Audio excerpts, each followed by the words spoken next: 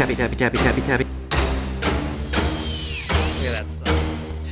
Yeah! Woohoo! Yay! Yeah! Oh, hey there. I'm Spencer from Hogan's Homestead. This is my wife, Erica. We started our homestead about 3 years ago when 5 buckets turned into hundreds, and now we're at thousands. We started with a barrel evaporator, just like many, with the 2 steam table pans. Then went to a 18 by 4 from CDL, rated for 75 taps. We ran it about 400. Got sick and tired of boiling for 24 hours a day. Decided to upgrade to the 3x8 silver plate, same side reversing Cadillac. In the last 6 months, we've been gracious enough to win 3 prestigious awards. Starting in October 2019, we won the Bridges to Better Business Pitch-Off.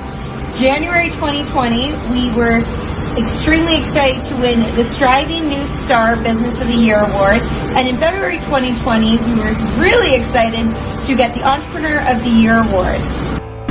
As the business continues to grow and our maple dreams just get bigger and bigger, we can't wait to see where we go, and we hope to keep growing with some more Smoky Lake products. Wink, wink, concentric vent kit.